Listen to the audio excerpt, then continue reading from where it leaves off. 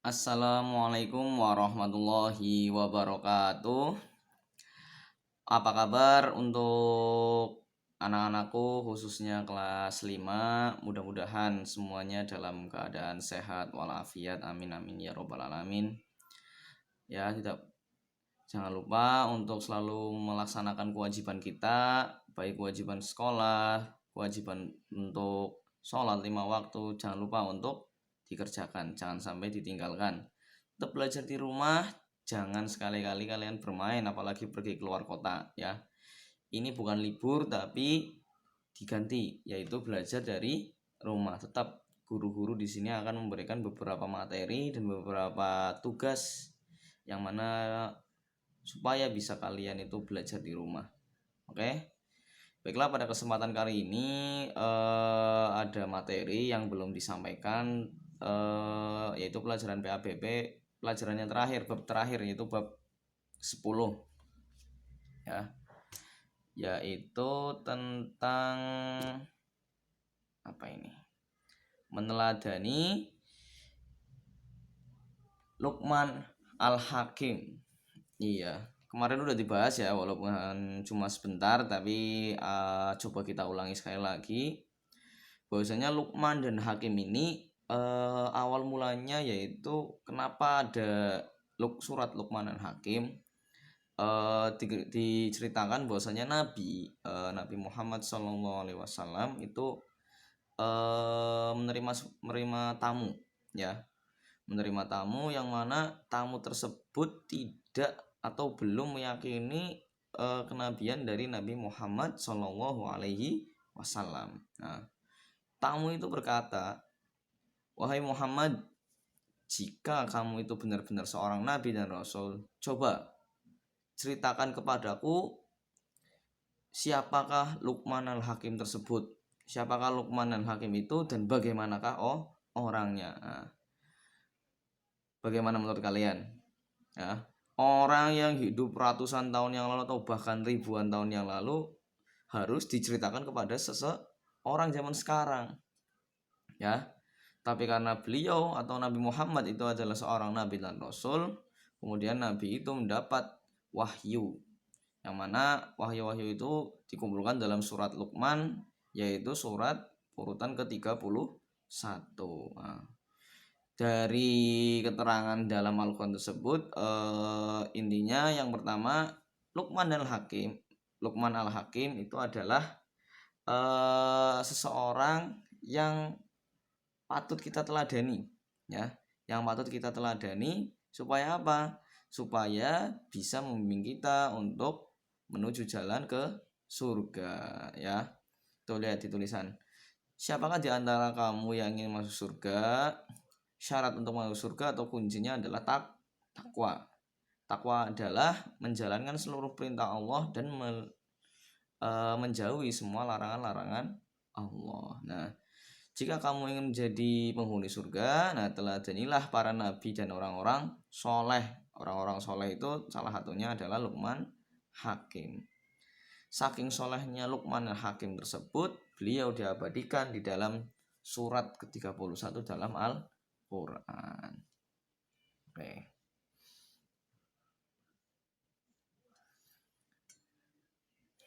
Oke. Luqman itu adalah orang yang soleh yang nanti disebutkan bahwasanya disebut di dalam Al-Quran.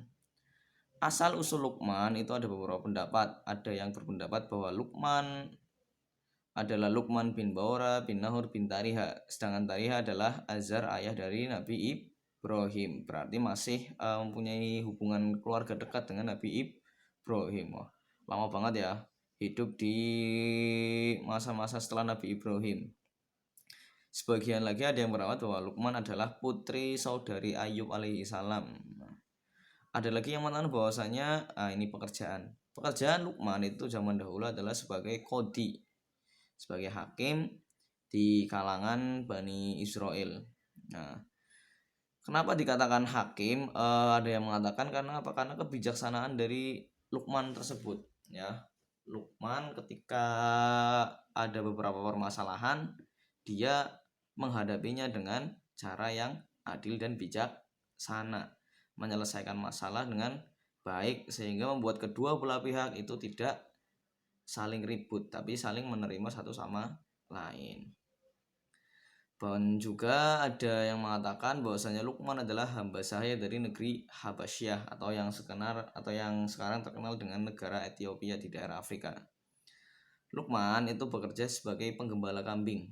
Ya, pekerjaannya dulu itu adalah penggembala kambing. Namun dia termasuk orang yang arif dan bijaksana sehingga dia disebut dengan Luqman Al-Hakim. Nah tadi ya, karena hakim itu dia menjadi bijaksana sehingga mendapat julukan, artinya Luqman yang bijaksana. Oke. Ada di sini si buku dikatakan ada beberapa pertanyaan yang orang itu bertanya, "Hai Luqman, bukankah engkau hanya seorang yang mengembalakan kambing?" Ya, tetapi kenapa engkau itu bisa menjadi orang yang soleh? Nah, Luqman kemudian menjawab dengan enteng, "Saya melakukan 4 hal, yaitu melakukan 4 hal yang tidak pernah dia tinggalkan." Berarti dia terus melakukan 4 hal ini, 4 ya. Yang pertama yaitu selalu bicara dengan jujur. Nah, jadi kalau bicara dia tidak pernah bohong. Menunaikan amanah, atau kalau selalu dipercaya orang lain. Jadi kalau ada titipan dia selalu amanah, dia kalau ada apa dia selalu amanah. Terus kemudian meninggalkan sesuatu yang tidak ada manfaatnya. Meninggalkan sesuatu yang tidak manfaatnya contohnya apa ya? Ya menggunjing orang lah. Nah, menggunjing orang, ngerasani wong, ya bahasa Tegaling, ngerasani wong itu adalah sesuatu yang tidak ada manfaatnya. Terus yang terakhir yaitu setia kepada janji. Jadi Luqman itu setiap kali berjanji dia selalu menepati, setia, tidak pernah mengingkari. Nah, selain itu di buku paket juga ada cerita bahwasanya Luqman Hakim itu pernah jalan-jalan dengan seorang anak. Bukan seorang anak ya, malah anaknya sendiri. "Hai anakku, dengarkan engkau yang mereka katakan." Ya. Pertama, Luqman Hakim itu sedang berjalan dengan anaknya dengan seekor keledai. Ya, kemudian anaknya itu berjalan kaki. Anaknya itu berjalan kaki tapi tidak naik ke keledai, tapi cuma Luqman saja yang mengendarai keledai. Tapi di pasar kemudian ada orang-orang yang ngerasani lah, ngomongin lah, "Gimana sih itu orang, anaknya sendiri masa disuruh jalan kaki, sedangkan ayahnya malah naik ke keledai." Oke. Sekarang gantian. Anaknya yang naik keledai, Luqman Hakimnya jalan. Seperti itu saja orang-orang masih membicarakan. Itu gimana sih seorang anak takdimnya sama orang tua? Masa orang tuanya suruh jalan kaki tapi anaknya itu, anak kecil tersebut malah naik ke keledai. Nah, bagaimana coba? Tetap dibicarakan. Sekarang gantian lagi. Kemudian apa ini? Oh ya, terus kemudian setelah tadi anaknya, terus kemudian mereka berjalan kaki ya. Mereka berdua, Luqman dan Hakim dan anaknya berjalan kaki. Kemudian keledainya tidak ada yang menaiki. Nah, seperti itu lagi dikatakan orang lain. Mereka itu bodoh atau gimana? Ya, jelas-jelas mereka punya keledai tapi malah tidak ditunggangi. Oke, kemudian Luqman lagi naik untuk kedua kalinya. Tapi di atas keledai itu anak dan Luqman Hakim itu kemudian menaikinya keduanya, menaiki keledai keduanya. Anaknya di depan, Luqman Hakim di belakang, ya kayak kalian naik motor lah. Seperti itu pun kemudian dibicarakan lagi sama orang. Ya ampun, itu orang kenapa nggak kasihan sama keledai? Satu keledai ditunggangi oleh 2 orang. Akhirnya setelah itu kemudian Luqman Hakim turun lagi. Nih ya kare wong Jawa karepe apa sih wong rasani bae ya. Maksudnya apa kok bisa berkata seperti itu terus? Akhirnya terakhir ini untuk mengetes bahwasanya untuk ini tujuannya Lukman itu untuk apa ya? Menguji anaknya atau memberikan nasihat kepada anaknya. Terus kemudian keledai itu dipanggul, anaknya di depan, Lukman Hakim diangkat, terus sambil jalan kaki kemudian dibilangin lagi sama orang. Ada orang lagi yang bilang, dasar orang-orang bodoh, malah keledainya itu dipanggul atau dinaikkan ke atas. Oh, nah akhirnya setelah itu Lukman Hakim itu memberikan nasihat kepada anaknya. Anakku, begitulah sifat manusia.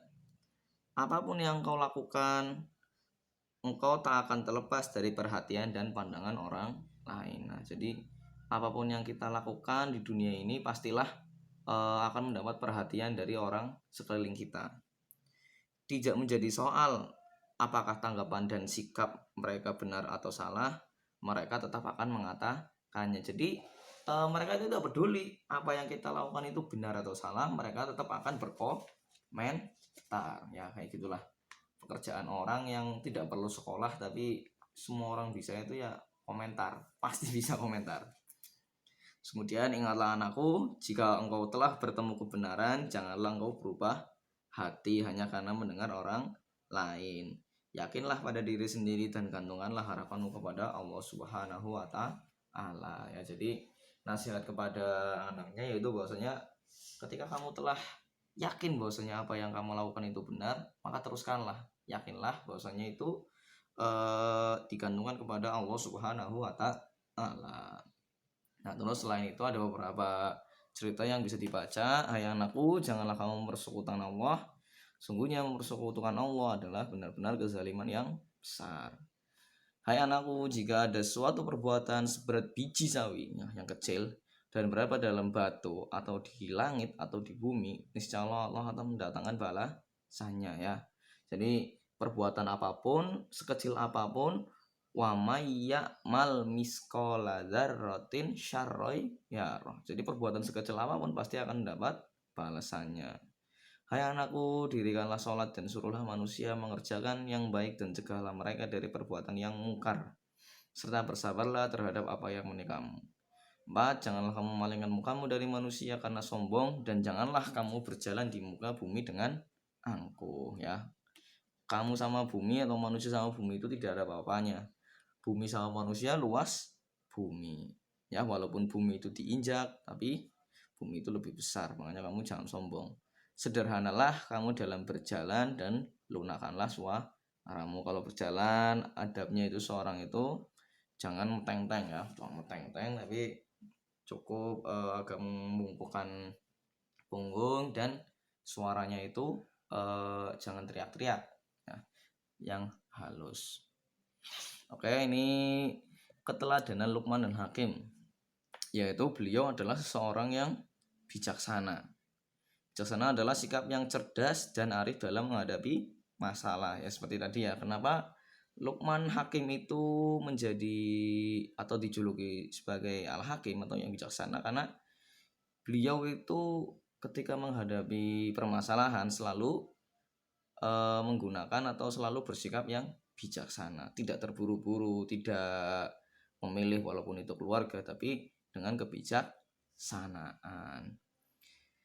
Dia mengatakan kepada anaknya bahwa kebanyakan orang selalu melihat perilaku orang lain tanpa menyadari perilaku sendiri salah atau benar. Jadi untuk bisa menilai orang itu jangan lupa untuk berkaca pada diri sendiri. Nah, dalam kehidupan sehari-hari kita juga harus membiasakan bersikap bijaksana. Nah, terus kemudian keteladanan dari Lukman Al-Hakim yaitu suka memberi nasihat. Suka memberi nasihat kebenaran, pasti ya. Yang namanya nasihat itu pasti adalah nasihat yang kebenaran. Gak mungkin nasihat itu nasihat yang menjerumuskan kita kepada perbuatan-perbuatan yang salah.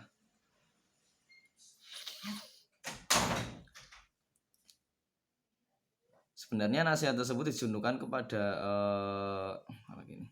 Oke, kayaknya udah, itu bisa kalian baca aja di buku. Untuk aktivitas selanjutnya silahkan nanti di deskripsi video YouTube ini ada soal yang bisa dikerjakan secara online. Jangan lupa untuk dikerjakan ya secepatnya, maksimal hari Minggu ya. Hari Minggu tanggal berapa April berarti? Tanggal 5 April ya maksimal ya. Nanti besok Senin atau Selasa akan ada upload video lagi, yaitu tentang pembahasan soal. Nanti akan ada latihan soal lagi. Oke, jangan lupa untuk ini soal-soalnya dikerjakan. Terus kemudian komen di kolom bawah kalau kalian sudah mengerjakan. Bilang nama siapa, nama lengkap siapa, kelas berapa, nama berapa sudah mengerjakan. Seperti itu ya. Dan jangan lupa